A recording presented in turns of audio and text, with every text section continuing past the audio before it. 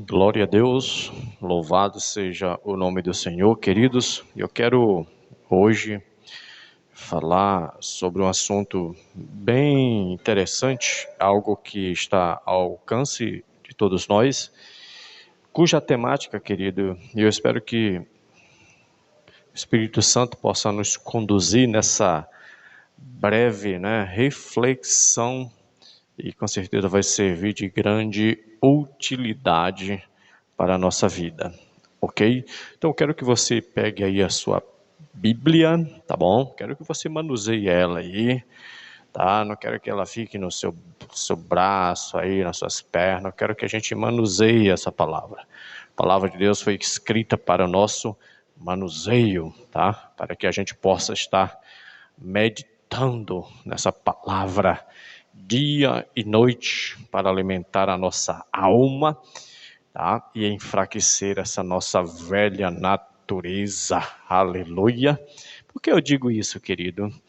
Porque quando Uzias, lá em Isaías capítulo 6, diz que ele morreu, Isaías viu a glória de Deus. O que eu quero dizer com isso? O Uzias simboliza a nossa natureza pecaminosa, tá? Então, quando nós alimentamos ela, o Uzias fica mais forte. Mas quando o Uzias morre aqui, nós vemos a glória de Deus. Aleluia. Então, que Deus nos abençoe, que possamos sair daqui edificados para a honra e glória do Senhor. Amém? Que o Espírito Santo nos conduza nessa meditação. Então, queridos, a temática eu quero que a gente vamos desenvolver aqui, e tenho certeza que será de grande edificação para todos nós. A temática é: o que eu posso fazer e Deus espera que eu faça. O que eu posso fazer e o que Deus espera que eu faça e que você faça. Amém? Então vamos lá? Então vamos listar aqui algumas verdades, alguns aspectos que nos leva a compreender essa temática e possamos colocar ela em prática nas nossas vidas. Então, a primeira verdade que eu quero aqui que a gente desenvolva, que nós possamos estar aqui nos debruçando sobre ela, você vai abrir lá em Filipenses, tá? Abra lá a sua Bíblia em Filipenses. E o primeiro aspecto é esse: o que eu posso fazer e o que Deus espera que eu e você façamos. Primeiro, esquecer das coisas que querem me prender no passado. Não se esqueça. Esquecer das coisas que querem me prender no passado. Olha o que diz Filipenses, no capítulo 3, do versículo 12 e versículo 13. Olha o que ele diz: não que eu tenha já recebido ou tenha já obtido a perfeição, mas prossigo para conquistar aquilo para o que também fui conquistado por Cristo Jesus. Irmãos, quanto a mim, não julgo havê-lo alcançado. Uma coisa eu faço, esquecendo-me das coisas que para trás ficam e avançando as que estão diante de mim, prossigo para o alvo, para o prêmio da soberana vocação de Deus em Cristo Jesus. Aleluia. Olha o que Paulo fala para essa igreja.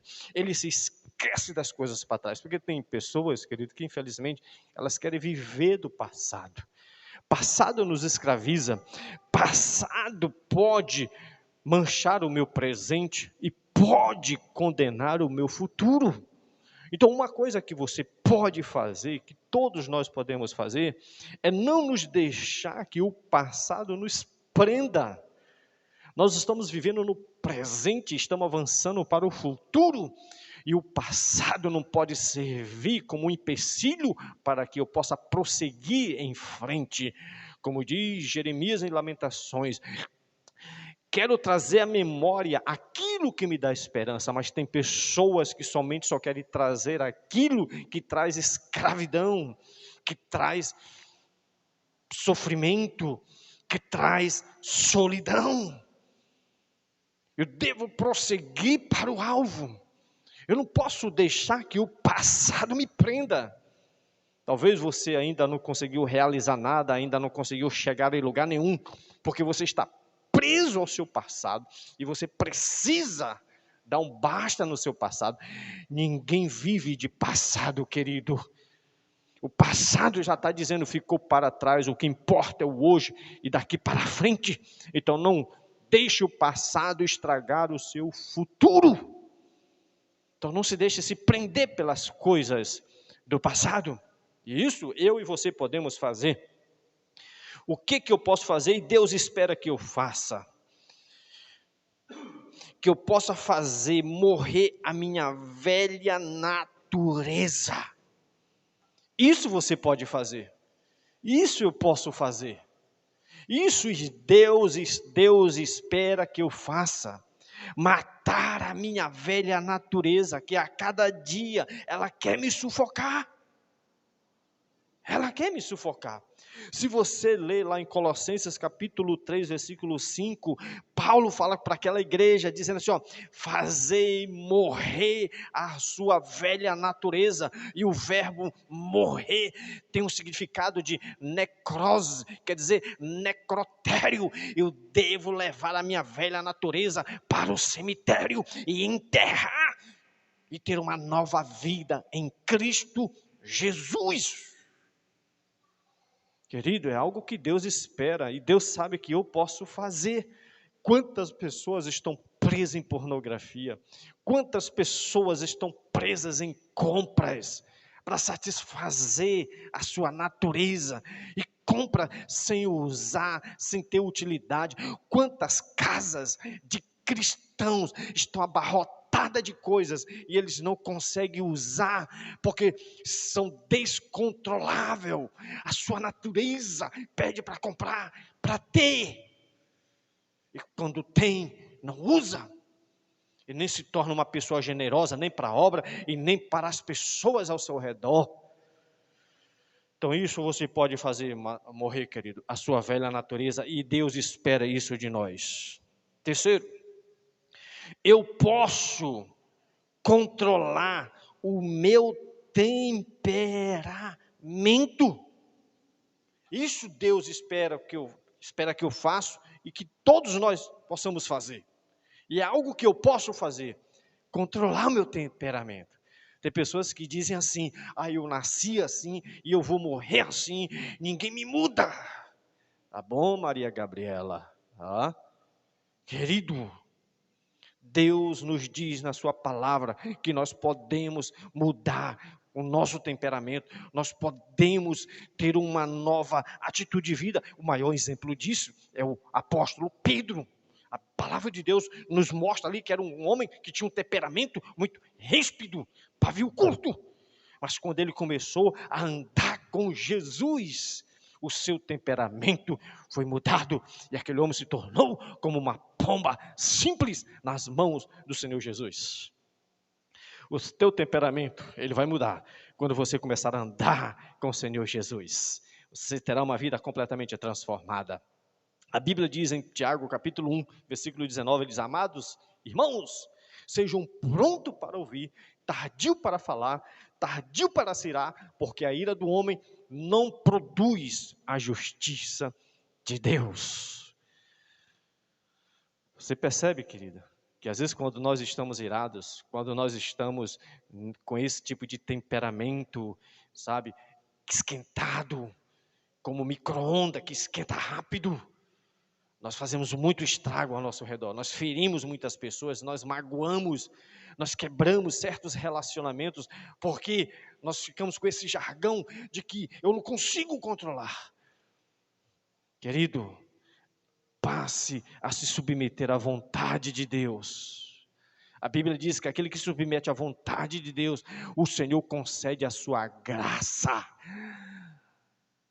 A única maneira é você se submetendo ao nosso Deus. O que eu posso fazer, e Deus espera que nós possamos fazer, querido, sabe o que é? Eu posso ter, e eu posso adquirir mas conhecimento da palavra de Deus. Isso é o que Deus mais deseja, é que a sua igreja busque conhecimento. E como é que se busca conhecimento, querido? Salmo 1, versículo 2 diz: antes o meu prazer está na sua lei, na sua palavra, e nela eu medito de dia e de noite. Querido, como é que você vai ter conhecimento de Deus se você tem pouco tempo com Deus? Como? Explica-me, explica isso para mim. Não dá para entender alguém que diz que quer ser um homem de Deus, uma mulher de Deus, mas não tem prazer em meditar na palavra de Deus, não tem prazer em buscar ao Senhor no seu secreto. Oséias 6,3 diz: conheçamos e prossigamos em conhecer a Deus. Depende da pessoa. Paulo diz em Efésios 5,18: não vos embriagueis com vinho, mas enchei-vos do Espírito Santo. O verbo ali, querido, tem uma ação humana: enchei-vos. Querido, a única forma de se encher é estar aos pés do Mestre, como Maria esteve aos pés do Mestre. Mas muitas pessoas é como Marta, preocupada em fazer, em realizar, mas não tem prazer em se deleitar na palavra do nosso Senhor. 2 Timóteo 2,15 diz que nós devemos ser como o obreiro aprovado, que saiba manejar a palavra de Deus, mas que não se envergonhe. Olha o que Deus está querendo de cada um de nós. É algo que nós podemos, querido, só depende de você se submeter, de buscar. Deus vai encher esse vaso para a glória dele. O que eu posso fazer? E o que Deus espera que nós façamos? Sabe? Amar a minha esposa e educar os meus filhos nos caminhos do Senhor. Isso Deus espera de cada um de nós, porque a palavra de Deus diz em Efésios 5,25, maridos, amai a vossas esposas, assim como Cristo amou a igreja.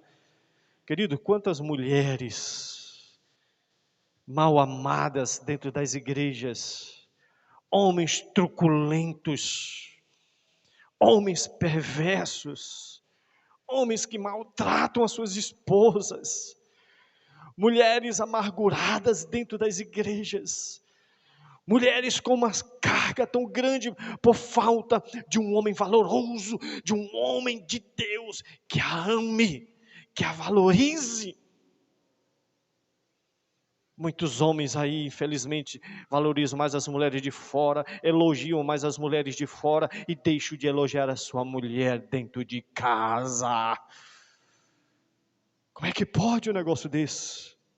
Algo que eu posso, querido, e Deus espera que nós façamos, é que nós amemos as nossas esposas, e eduquemos os nossos filhos nos caminhos de Deus, que a gente tenha prazer de sentar com os nossos filhos, que nós temos prazer em andar com os nossos filhos, que nós temos prazer em brincar, em deitar, mas ensinando a palavra. E deixa eu lhe dizer, se ensina mais com atitudes, com exemplos, do que falando, porque falar é uma informação, é uma orientação, mas o exemplo, ele marca vidas para todo sempre. Por isso que Efésios capítulo 6, versículo 4 diz assim: vós pais, não vos provoqueis vossos filhos a ira, mas criai-o. Criar quer dizer nutrir a alma dessa criança. Disciplinar não é bater, mas é ensinar o caminho. E na admoestação do Senhor, admoestar é incentivar, querido.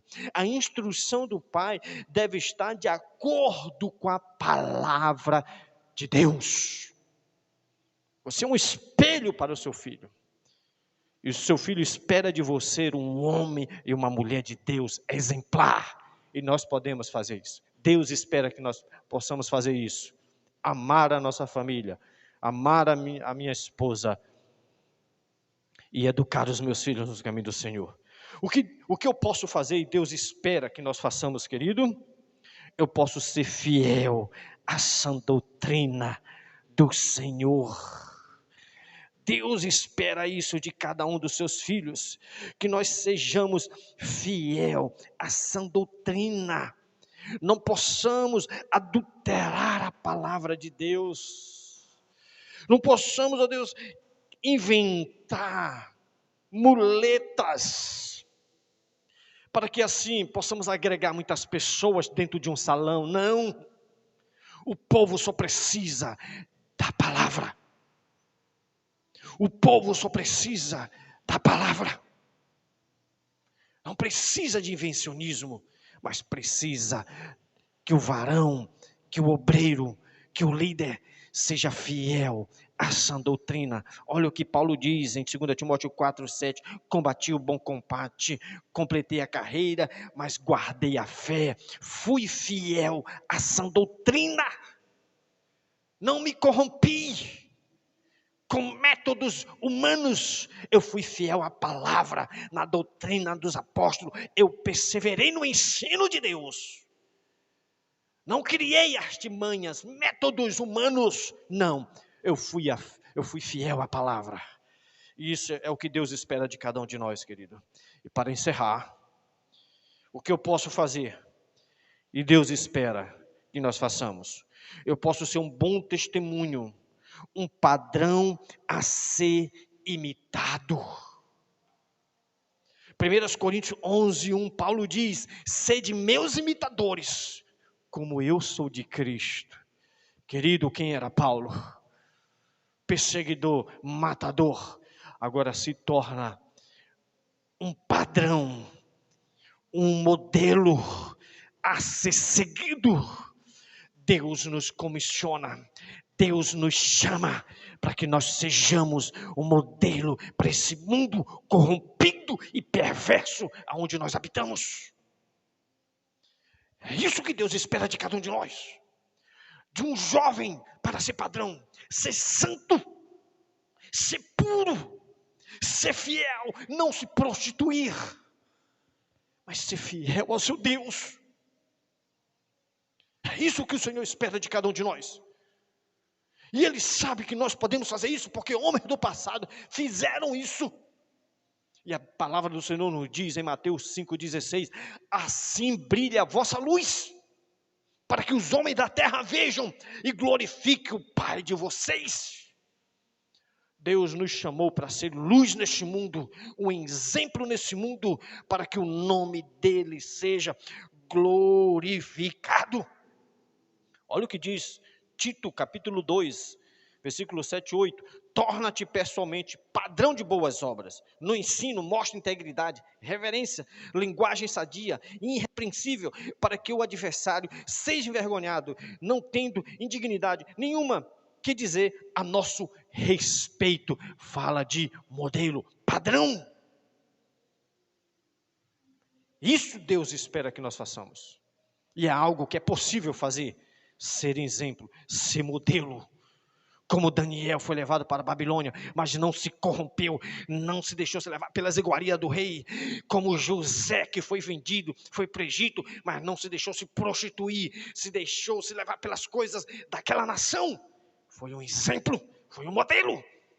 E todos olhavam para aqueles homens, e o Senhor foi glorificado através da vida daquelas pessoas. A minha oração é que Deus seja glorificado através da minha vida e através da tua vida, querido. Que Deus te abençoe poderosamente, em nome de Jesus. Amém.